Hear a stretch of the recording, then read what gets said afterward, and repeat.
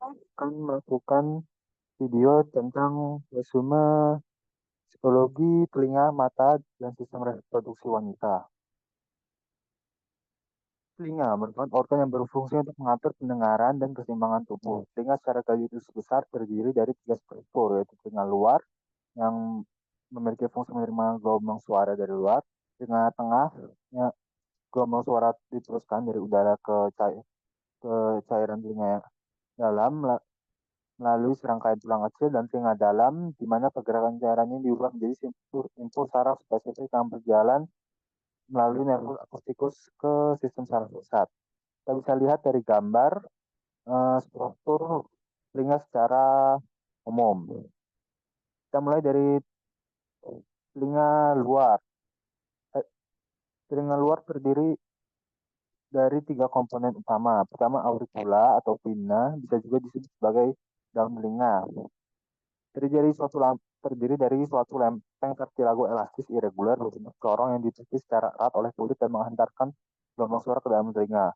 Kemudian ada meatus acousticus asternus, merupakan kanal yang akan menghantarkan gelombang suara ke telinga tengah, dilapisi oleh epithel squamosa berlapis.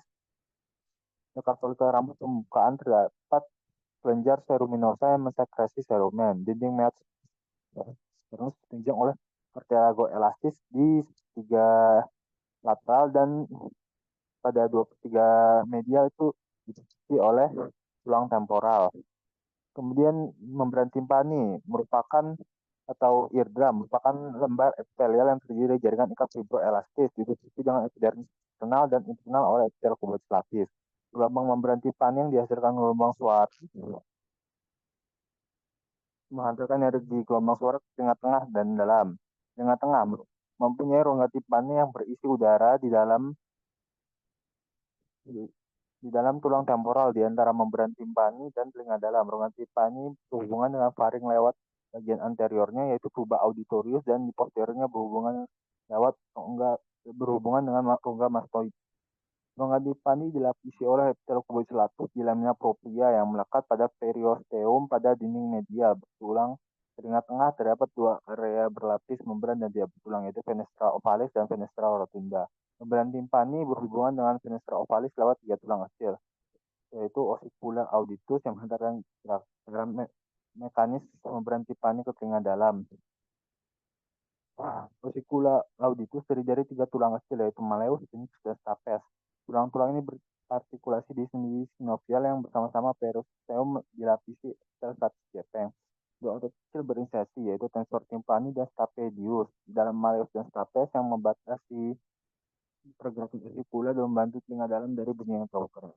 Telinga dalam berada di dalam tulang temporal, terdiri dari labirin bertulang dan labirin membranosa. Labirin bertulang atau boni labirin menampung serangkaian saluran kontinu yang terisi cairan dan bilik yang membentuk labirin membranosa.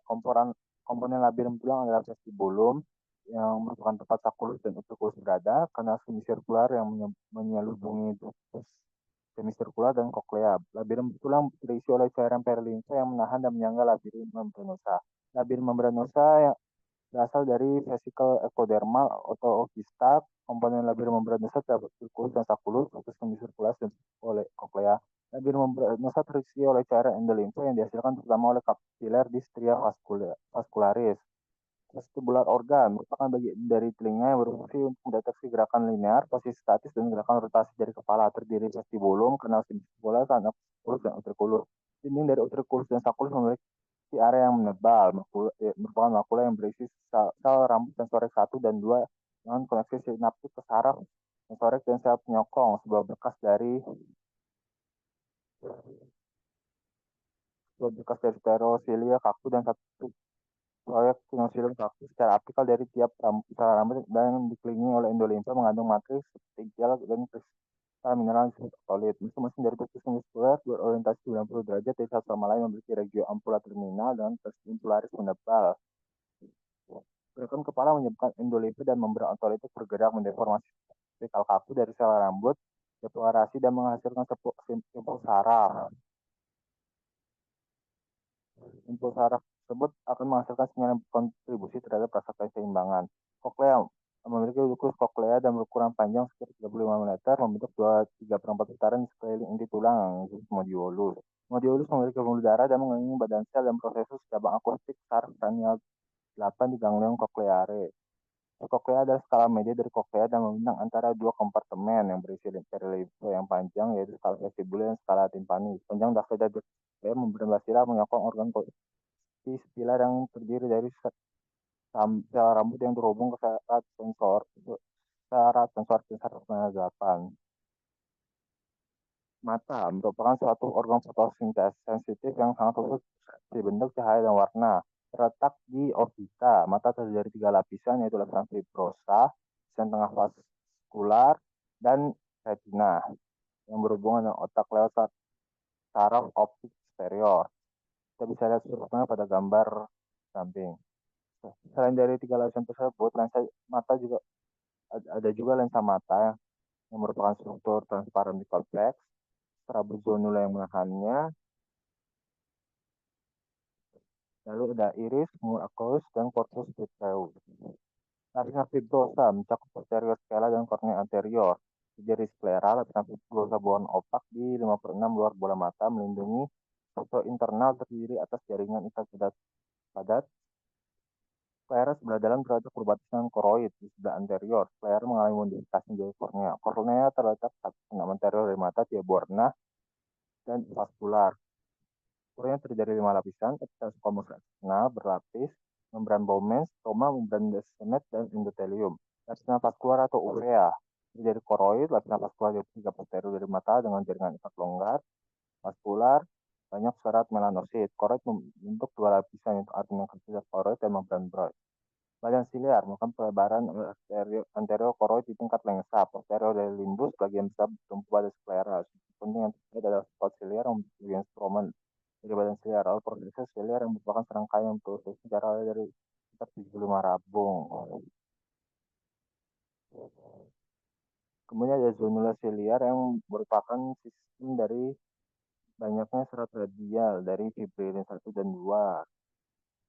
Serat memanjang dari jalur antara proses siliar dan melekat pada permukaan lensa. Nah, kemudian ada iris, luasan uvea yang pada anterior yang sebagian menutupi lensa dan menyisakan lubang bundar di sibutil. Permukaan anterior iris terdiri dari lapisan diskontinu fibroblast dan melanosit. Permukaan posterior iris bersifat polos dengan aksial berlapis ganda.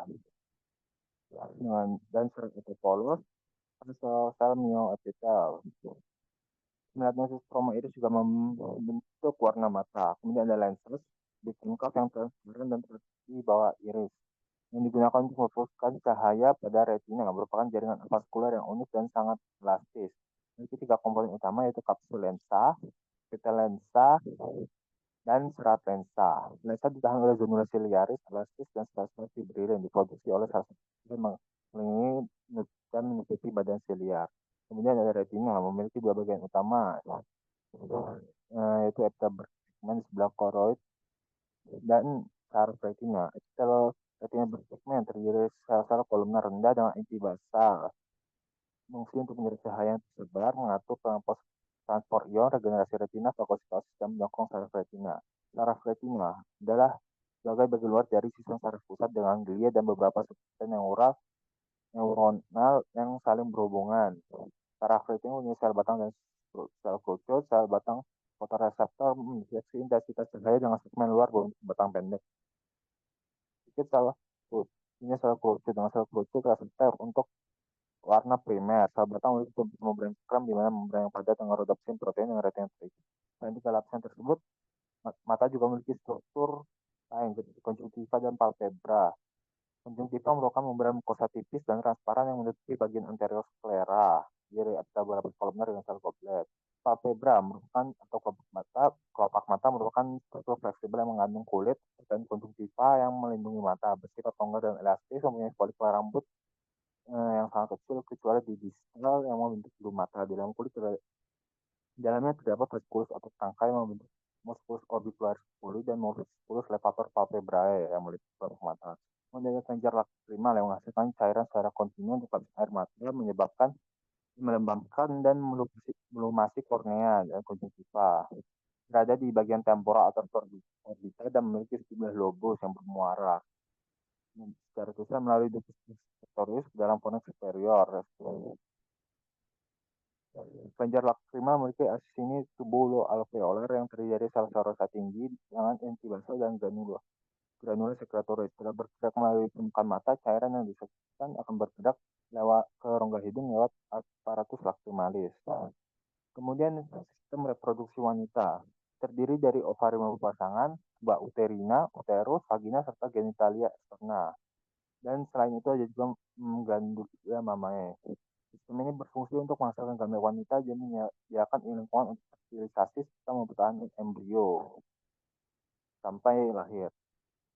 Pertama, ovarium, struktur yang berbentuk seperti buah kenari dan ditutupi oleh permukaan lapis kuboid yang berlanjut menutupi selapis jaringan erat padat, yaitu tunica albuginea. Ovarium sebagian besar dari atas korteks yang berisi dengan stroma jaringan ikat yang banyak mengandung sel dan polik ovarium. Bagian dalam ovarium adalah medula yang mengandung jaringan ikat longgar dan pembuluh darah. Folikel ovarium merupakan terdiri atas oosit yang dikelilingi oleh satu atau lebih sel epitel dalam lamina basal. Folikel ini terdapat pada lapisan superficial di daerah korteks. Oosit dalam folikel primordial adalah suatu sferis berdiameter sekitar 25 mikrometer dengan inti yang besar dan kromosom kebanyakan bergabung pada profase meiosis pertama. Pertumbuhan folikel sebelum pubertas, semua folikel primordial dibentuk dalam perkembangan gonadotropha dengan masing-masing memiliki satu oosit primer tahan meiosis profase 1 dan lapisan sekitarnya dari squamosal sel epitel folikel. Setelah pubertas, beberapa folikel primordial akan berkembang tumbuh folikel primer dengan membesarkan oosit primer dikelilingi oleh sel yang besar yang sekarang disebut sel granulosa. Selama pertumbuhan folikel, sel granulosa dikelilingi oleh membran basal menjadi berlapis dan aktif terlibat dalam sekresi cairan dan metabolisme hormon steroid. Antara oosit dan sel granulosa, sebuah lapisan tipis yaitu zona pelusida yang mengandung glikoprotein, di mana permukaan sperma harus mengikat untuk mencapai otosafilisasi. Antral atau vesikular membesar dan telah berkembang ruang yang berisi cairan di antara sel-sel granulosa ini. Oosit masih berkembang dalam profil 1, sementara folikel primer tumbuh. Sama sentim secara langsung di sekitarnya membentuk lapisan yang sangat vaskular, internal dan tengah. Diilustrasi dengan sel otot polos. Sel endokrin dari pita internal mensekresikan kedua progesteron dan prekursor estrogen yang dikonversi oleh sel granulosa menjadi estrogen. Folikel antral terus berkembang sampai menjadi dewasa. Focal yang memiliki antrum besar penuh dengan cairan dan oosit primer besar ditutup oleh sel granulosa dari kumulus porus. Setiap bulan hanya satu folikel graphene menjadi folikel dominan mengalami ovulasi. Sisanya akan mengalami apoptosis lewat atresia. Kemudian kita akan membahas ovulasi, yaitu proses menstimulasi hormon oleh oosit dilepaskan oleh ovarium. Biasanya terjadi di tengah siklus menstruasi pada hari 14 dari 28 hari. Beberapa jam sebelum ovulasi, folikel mator besar yang menonjol ke tunica albuginea membentuk stigma. Tiap siklus biasanya hanya satu oosit yang dilepaskan, terkadang tidak ada dan kadang dua atau lebih secara bersamaan. Sebelum ovulasi, oosit menyelesaikan pembelahan meiosis pertama yang sudah bermula dan terhenti pada fase selama masa janin. Kromosom terbagi rata di kedua anak, tapi salah satu darinya mempertahankan hampir semua sitoplasmanya. Sekaligus menjadi oosit sekunder dan sisanya menjadi badan pola pertama. Setelah badan pola pertama dikeluarkan, untuk oosit memulai pembelahan meiosis kedua yang terhenti ini pada metafase dan tidak pernah menyelesaikan meiosis kecuali terjadi fertilisasi. Beberapa hari menjelang ovulasi, folikel dominan vesikular mensekresi tingkat lebih tinggi dari estrogen yang menstimulasi lebih cepat berdenyut dan membebaskan dari GNR pada hipotalamus. GNR yang meningkat menyebabkan lonjakan pada pembebasan LH memicu meiosis satu lengkap. Janin ovarium melemah dan kontraksi otot polos dimulai pada eksternal TK. Peningkatan tekanan cairan folikel dan pelemahan dinding folikel menimbulkan penggelembungan dan lalu permukaan ovarium di stigma. Corpus luteum merupakan kelenjar endokrin sementara yang terbentuk dari sel granulosa, TK internal, dan TK internal setelah ovulasi di korteks ovarium. Setelah ovulasi akan ada kolaps pada lapisan granulosa. TK dinding folikel darah dari kapiler, rumput, kumpul, dan beku di area antrum. Sel granulosa dan TK berubah karena LH menjadi fokus untuk produksi steroid progesteron selain estrogen. Sel granulosa menempati 80% parenchyma proteum, tadi disebut sel gluten granulosa. Dan sisanya adalah TK interna yang menjadi sel gluten TK. Jika tidak jika sedang tidak hamil, korpus luteum akan menghentikan produksi steroid dan mengalami apoptosis, sementara jaringan akan beregresi. Konsentrasi steroid darah menurun dan sekresi FSH meningkat lagi yang merangsang pertumbuhan kelompok follikel lain dan memulihkan siklus menstruasi berikutnya. Sisa sel dari regenerasi dan regresinya difagosis oleh makrofag. Tapi jika terjadi kehamilan, sel-sel triploblast embrio yang berimplantasi akan menghasilkan HCG dengan mempertahankan dan meningkatkan pertumbuhan selanjutnya dari kelenjar endokrin serta merangsang sekresi progesteron yang mempertahankan mukosa uterus. Kapul UTM kehamilan ini jadi bisa dipertahankan oleh HCG selama 4-5 bulan. Kemudian ada tuba uterina atau oviduk. Didukung oleh ligamen dan polip dengan mobilitas tinggi. Dari arah lateral urutan infundibulum yang berujung fimbriae di arah lateral, dari ampula yang menjadi tempat fertilisasi, ini kemudian isthmus dan intramular yang memiliki dinding uterus dan membuka ke dalam bagian organ ini. Dinding oviduk terdiri atas lipatan mukosa, lapisan muskulasi terpal dengan lapisan sirkular longitudinal atau polos, serta serta tipis yang dilapisi oleh peritoneum visceral dan mesotel. Mukosa tuba memiliki lebih banyak lipatan panjang bercabang yang paling mencolok di bagian ampula yang menyerupai labirin. Lipatan mukosa ini semakin mengecil pada segmen tuba yang berdekatan dengan uterus. Mukosa tuba terdiri dari lapis silinis lamina propria jaringan ikat tonggar yang mengandung dua jenis sel, yaitu sel bersilin dan sel secretory. Kemudian ada proses fertilisasi, yaitu penyatuan dari kelamin wanita dan pria bisa terjadi pada ampula. Prosesnya adalah pertama sperma kontak dengan sel dari corona radiata mengalami reaksi kosong dan hyaluronidase. Sperma bergerak ke zona pellucida. Protein spesifik di permukaan sperma akan mengikat reseptor ZP3 dan ZP4 mengaktifkan protease akvase untuk mendegradasi zona pellucida secara lokal. Sperma akan kemudian penetrasi zona pellucida berfungsi dengan oosit. Plasma dapat memicu Ca12 melepaskan dari vesikel. Reaksi kortikal yang menyebar ke seluruh tumpukan oosit dengan protease mengubah zona pellucida untuk membentuk pembatas periptelin. Indiosis sekunder akan melengkapi meiosis 2, memproduksi badan polar kedua dan pronukleus wanita dari haploid. Inti haploid dari penetrasi tunggal kepala, sperma mengalami kondensasi menjadi pronukleus pria, dan kemudian fungsi dari kedua pronukleus menghasilkan sel diploid baru yaitu zigot. Kemudian organ uterus. Organ yang berfungsi dengan dinding otot yang tebal. Uterus menyelimuti isthmus dan berakhir dengan serviks. Dinding uterus memiliki 3 lapisan, yaitu perimetrium, myometrium, dan endometrium. Perimetrium akan satu lapisan jaringan ikat luar, berupa lapisan appendia di 9 area, kebanyakan berupa serosa yang dilapisi mesot. Di tengahnya ada myometrium, lapisan yang paling tebal di uterus, terdiri dari sekitar serabut atas polos yang dipisahkan oleh jaringan ikat. Selama kehamilan, myometrium akan mengalami pertumbuhan pesat yang melibatkan hiperplasia, hiperreproduksi, dan peningkatan produksi kolagen. Setelah kehamilan, 9 besar sel otot polos mengarut dan banyak diantaranya mengalami apoptosis dan uterus kembali hingga mencapai ukurannya sebelum kehamilan. Kemudian lapisan endometrium, lamina terdiri dari lamina propria atau jaringan endosperma. Endometrium terutama mengandung serat kolagen tipe 3 dengan sejumlah besar fibroblast dan substansi dasar. Sel epitel kolumnar pelapisnya sel bersila dan torsius sejumlah besar kelenjar uterus tubular. Lapisan endometrium dapat dibagi menjadi 2 zona, yaitu lapisan basal yang menyebutkan dengan myometrium dan mengandung lapisan propria dan banyak yang ujung basal kelenjar uterus. Dan yang kedua adalah lapisan fungsional superficial, mengandung lamina propria yang berspons dan memiliki sedikit sel. Banyak mengandung substansi dasar, bagian besar panjang kelenjar dan tidak permukaan. Lapisan fungsional akan mengalami perubahan drastis selama siklus haid, tapi lapisan basal relatif berubah. Siklus haid.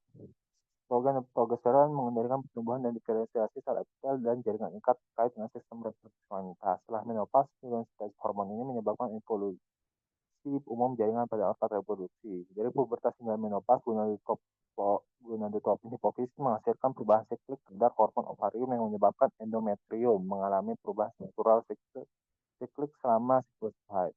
Durasi siklus haid berlangsung selama 28 hari. Hari pertama siklus haid biasanya dianggap sebagai haid saat pendarahan haid dimulai.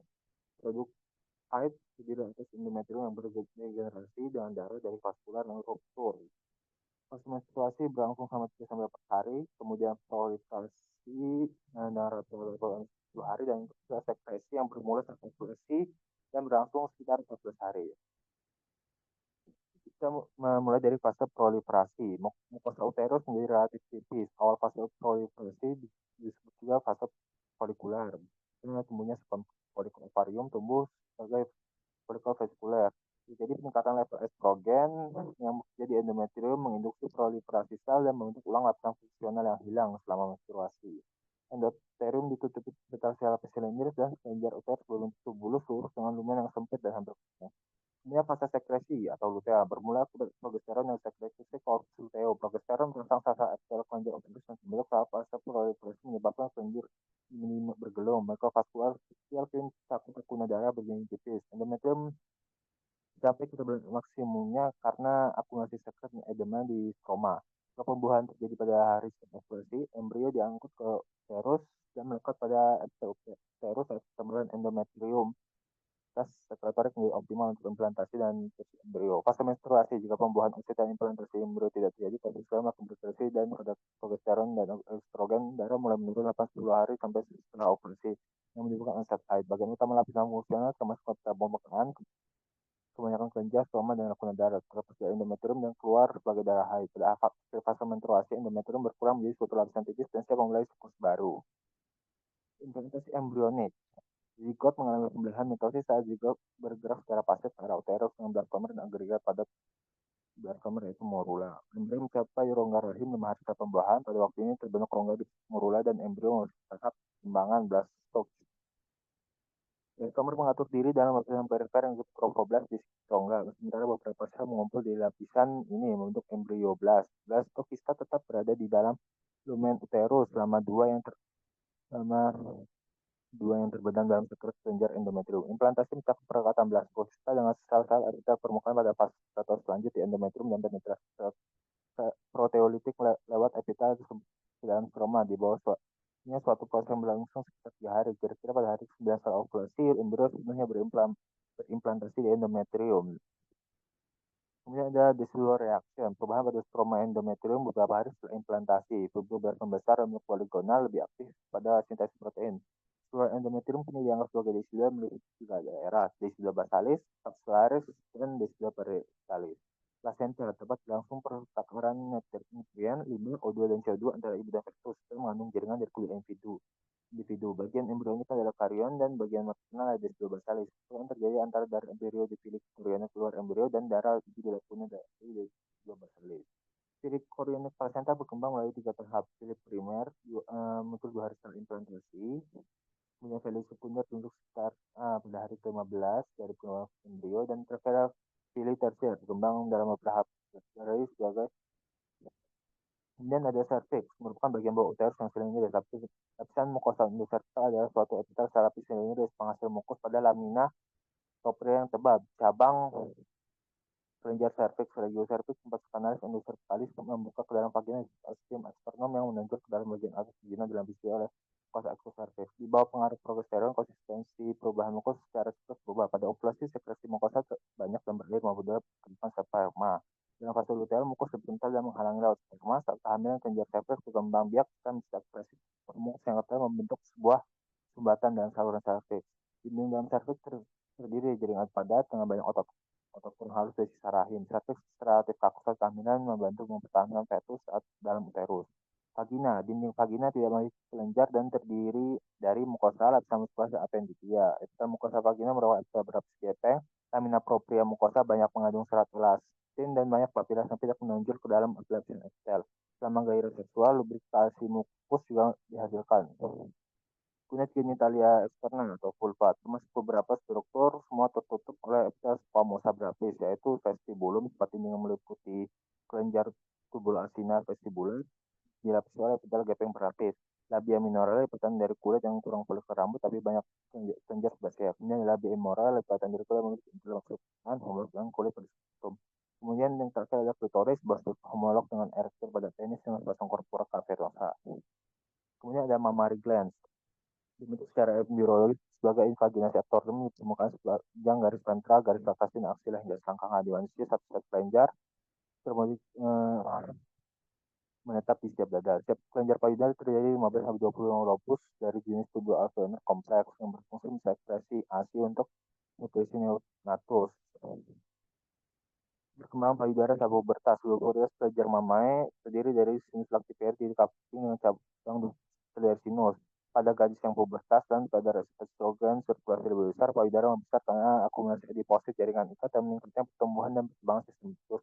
Pada wanita dewasa tidak hamil, itu parenkim khas pada kelenjar lobus terdiri atas banyak lobulus yang disebut unit lobular ductus terminalis. Sinus lactiveri dilapisi oleh epitel kuboid berlapis dan ductus lactiveri. Ductus terminalis adalah kuboid yang dilapisi oleh sel mioepitel. Pada fase pramenstruasi siklus, jaringan ikat payudara menjadi agak edematosa yang membuat payudara agak lebih besar. Ya, payudara saat kehamilan dan laktasi, kelenjar payudara mengalami pertumbuhan karena hormon terutama estrogen, progesteron, prolaktin, dan laktogen bersentuhan. Nah, salah satu efeknya adalah proliferasi alveoli serta di ujung usus. Untuk kehamilan lanjut, alveoli dan ductus kelenjar melebar karena tumpukan kolostrum. Sel plasma menjadi lebih banyak pada aktif kehamilan juga, dan juga disintesa oleh sel plasma diangkut dalam kolostrum. Dari kolostrum ini neonatus yang disusui memperoleh kekebalan pasif. Setelah kelahiran, alveoli kelenjar payudara menjadi sangat aktif memproduksi ASI atau laktasi yang terutama dipengaruhi oleh prolaktin. Dan terakhir adalah regresi payudara pasca laktasi. Dalam berhenti menyusui alveoli yang memiliki sifat sekretoris selama kehamilan mengalami degenerasi, epitel mengalami apoptosis dengan sel mati dihilangkan oleh makrofag. Sistem ductus kelenjar kembali ke keadaan efektif. Setelah menopause, ukuran alveoli dan ductus kelenjar payudara berkurang dan terjadi pengurangan fibroblast, kolagen, dan serat elastin di stroma.